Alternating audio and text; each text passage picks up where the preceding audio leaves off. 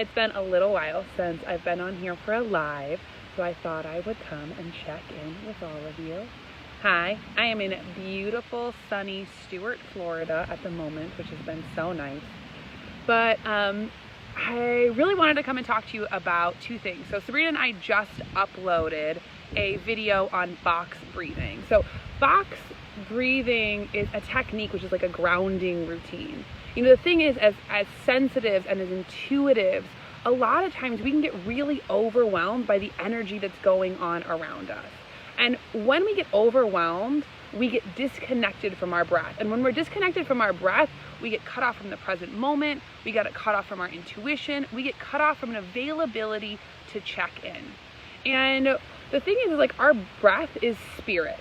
It's the thing that as long as our breath is in our body, our spirit is connected. Hi, Maddie, of course I remember you. Hi, everybody, thanks for tuning in. But so, you know, the thing is one of the things you can tell when you're disconnected from your breath is when you're in anxiety. And when we're in anxiety, a lot of times like our shoulders are hunched, we're like holding a lot of tension, and we're not grounded here in the present moment. But it's really simple to tune back in and get back checked into our bodies.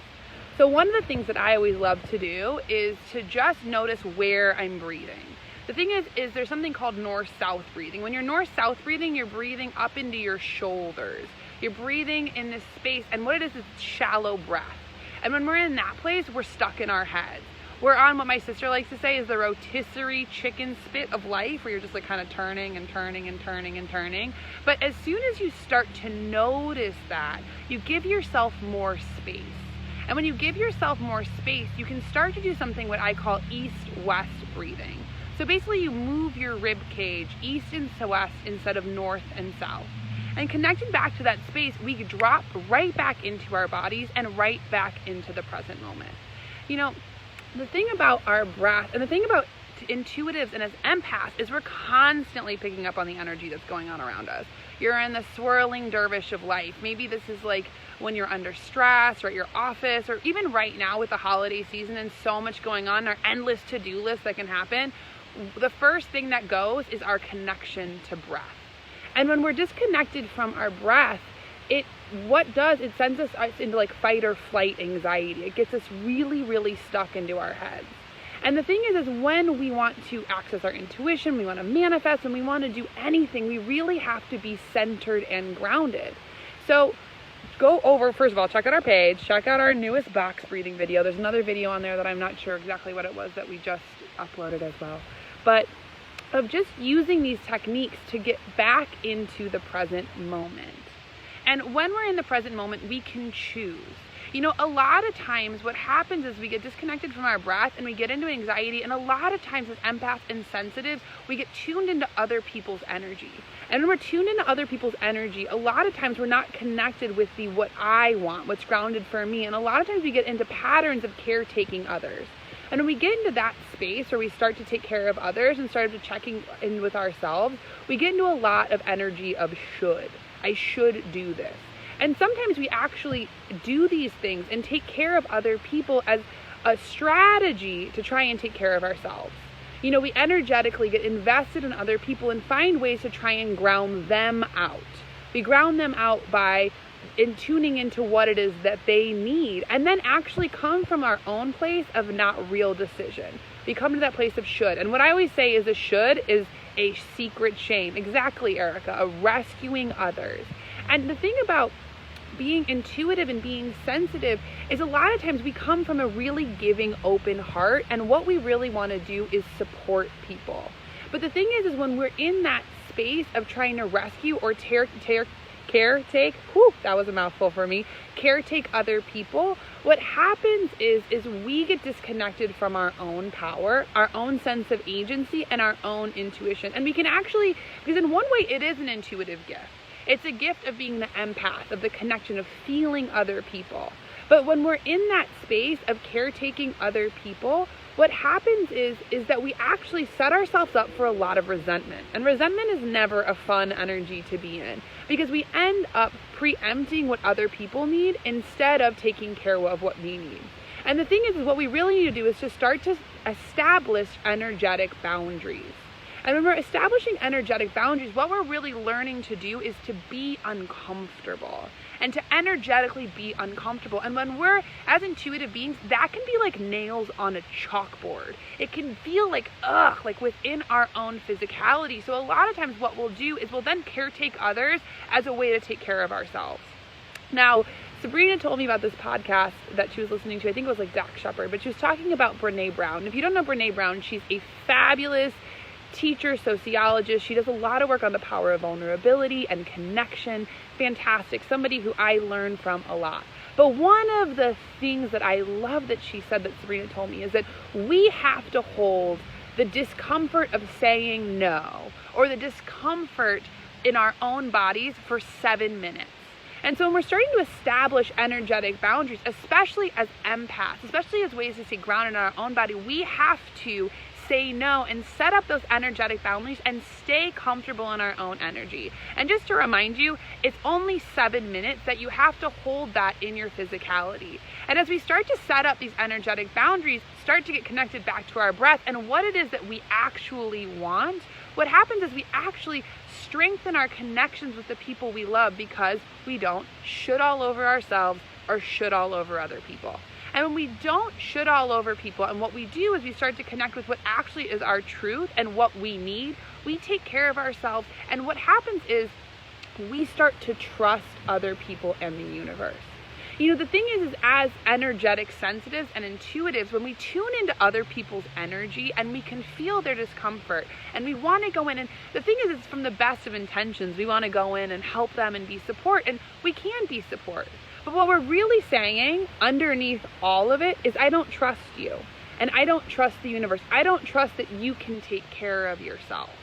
And even though it might not be what's at the surface, it's what's underneath. And the thing is I can be very guilty of this, where I can feel other people's discomfort, and what I want to do is alleviate not only their discomfort, but my own.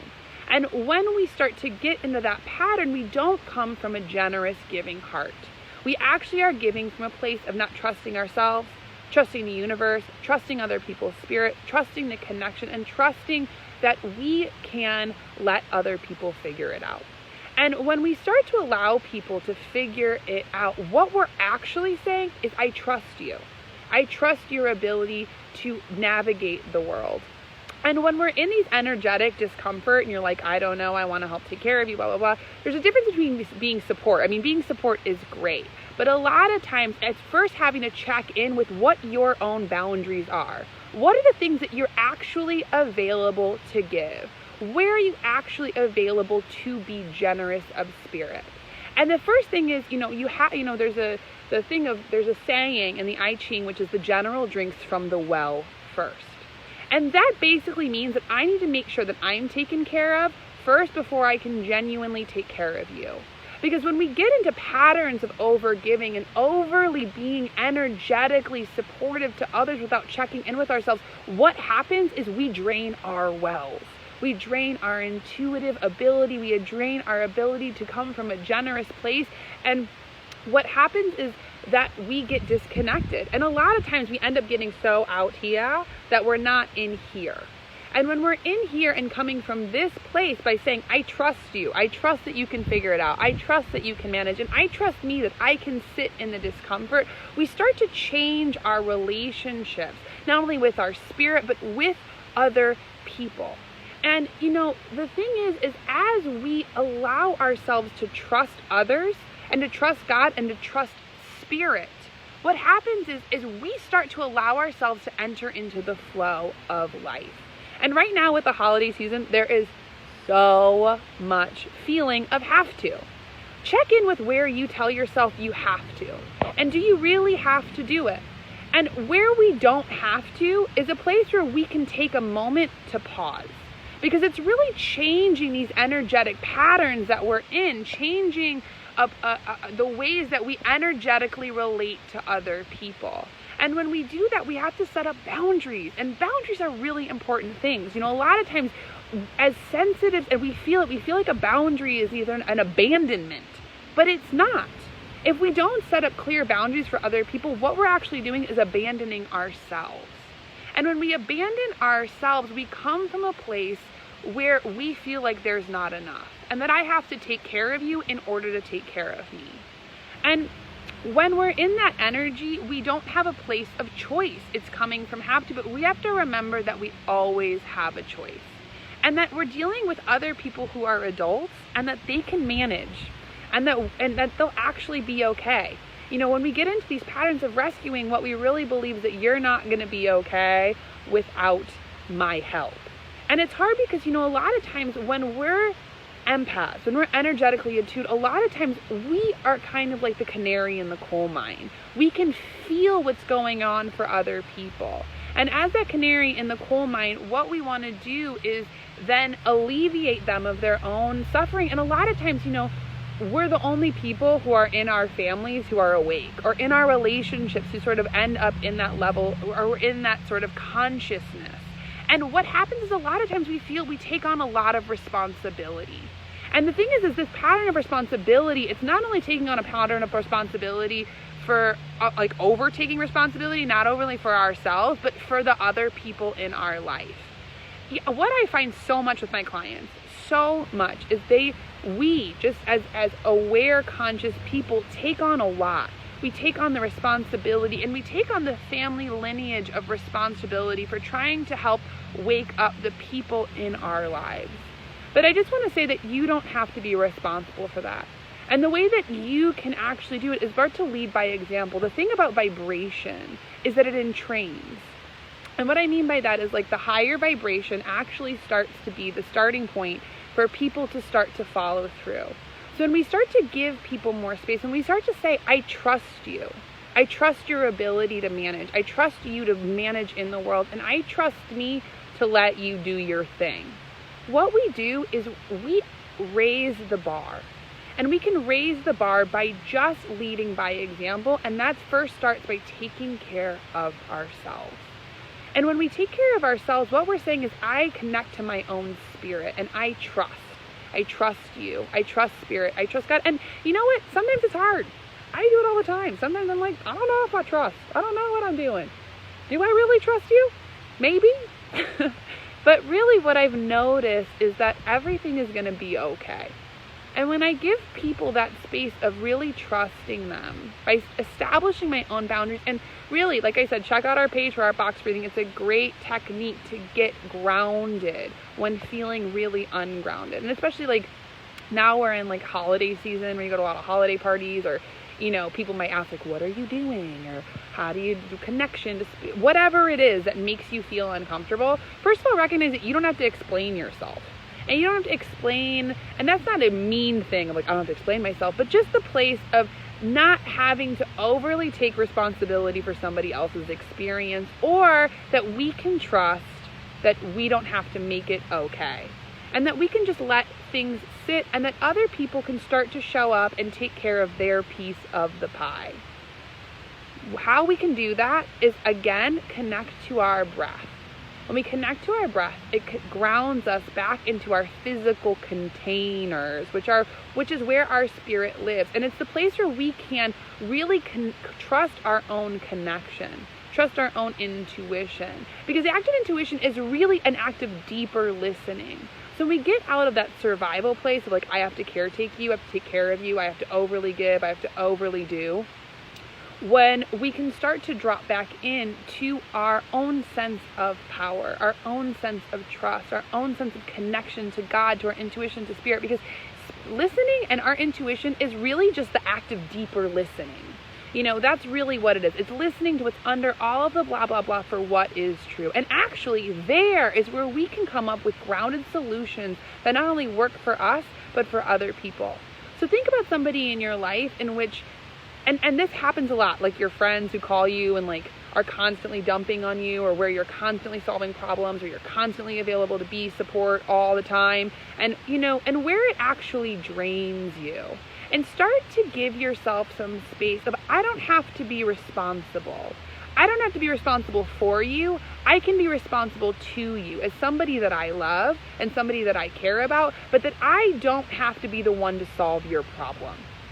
We do this a lot, and we give, you know, and it's interesting too, because, you know, so many of my clients are also coaches or do a lot of their own work. And what happens is they end up giving away a lot of their power and really trying to solve problems for other people. And the funny thing is we are giving and giving energetically. I'm going to help you. I'm going to solve your problem. I'm going to do your thing. Here's 5,000 different solutions. And the interesting thing is a lot of times people aren't even that interested. They don't actually want a solution. What they want is you to either listen to them or just that endless amount of support. And what happens is it leaves us feeling frustrated. I mean, gosh, I remember I had one of my really good friends who I went to a party with, and I got in the car with her and she just downloaded on me. And what happened was my own discomfort, I ended up giving her 5,000 trillion different solutions of things to do. I was like, here's one thing, here's one thing, here's one thing.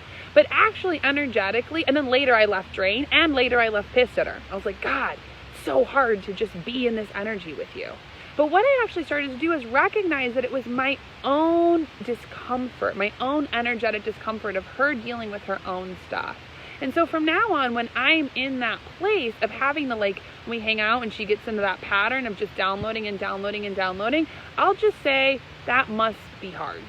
I can just validate, that must be a difficult thing. But also at the same time, because sometimes what happens too is we'll end up being sort of like the dumping grounds, or we'll just be the one that's endlessly available to just listen and tune in and da-da-da-da. So now what I'll do is I'll listen, have some solid boundaries. I'll even say, do you want a solution? That's a great one too. Do you want a solution? Are you actually available to hear something different? And if they say yes, okay. But if not, I'm not going to just keep giving away my energetic power. And then what I'll do, because a lot of times what happens when we're intuitive, sensitive, and people who are very in tune, is we won't give ourselves space to share what's going on in our lives.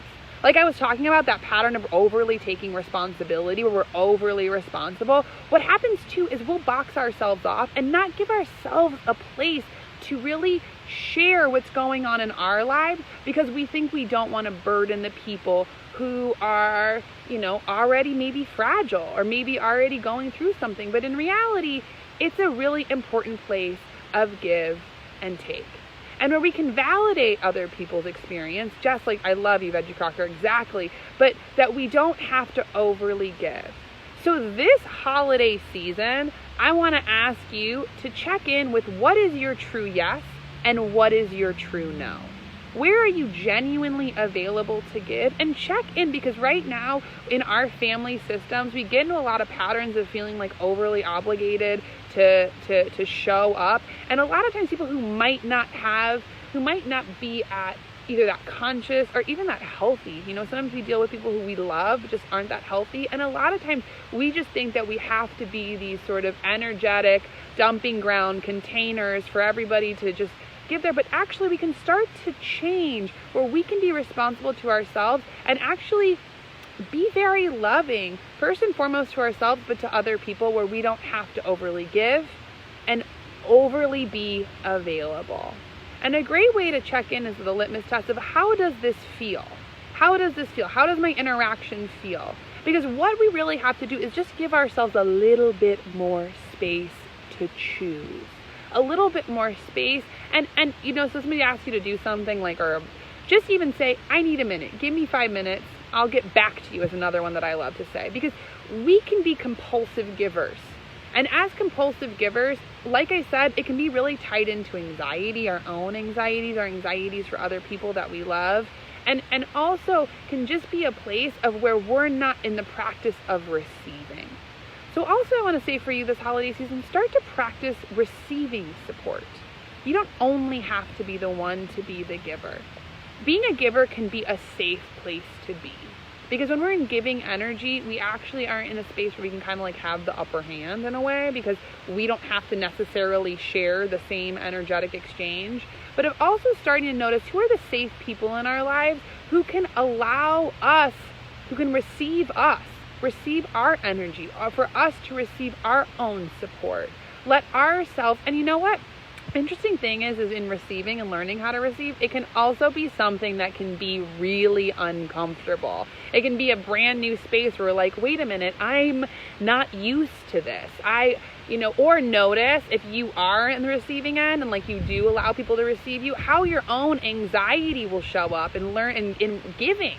like in your own space of like giving to be received, you know, of where we can feel really anxious and where we can all of a sudden feel like we need to then give back and be overly available and all of it. But just starting to notice, where are your boundaries? Where are the things that you need to do to take care of yourself? Where can you be more self-loving? Where can you be more conscious? Where do you need to practice getting grounded in your body? And like I said, it takes 7 minutes. It takes 7 minutes to hold, at the very max, to hold the discomfort of a boundary. And that's not that long. And the thing is, when we start to do that, we start to change our relationship so that we can both give and receive. And in that space, we allow more space for ourselves, allow more space for our spirit, allow more space for God, and really the universe, whatever. So, I just wanted to say hi. Just wanted to give you one of my tips. I'm in beautiful Stewart. It's so nice. But I just want to say that we love all of you. And also, Sabrina and I are going to be launching our new website. So come check it out. Sign up for our mailing list. We're going to have tons of free tips and tools and things. We have like a whole new freebie page that we're creating, which I'm so excited about, which will have tons of videos on like anxiety and intuition, trusting your vibes and being an empath and all of it. And also, if you have any ideas, what are the things connecting to your guides? Where are the things that you need support? Because we're here to be support. We love it. I'm so excited. We're going to do a whole video series. I'm so pumped. But I just wanted to say hi. I missed you guys. I love you guys. You guys are so beautiful. And go out into the world and allow yourself to receive. Explain about the 7 minutes again. Sure, Erica, really quick. So basically, when you start to set up energetic boundaries with people, when you start to change the dynamic, or what happens is we have to hold, energetically we can feel discomfort in our physicality.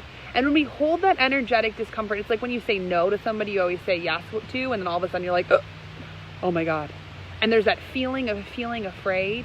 That's where you have to just hold that for 7 minutes. And a great thing, go to our page. We have a box breathing tool, which is a great tool that you can use, which will actually help calm your parasympathetic nervous system. That's your nervous system that jumps into fight or flight. And then when we hold that energy for 7 minutes, that will start to break apart and get us back into a grounded sense. So check that out. I love you guys so much. Yes, the third chakra, exactly. Thanks for tuning in. I hope you're having a wonderful day. And I just am so grateful for your time. Yay, love you guys. Bye.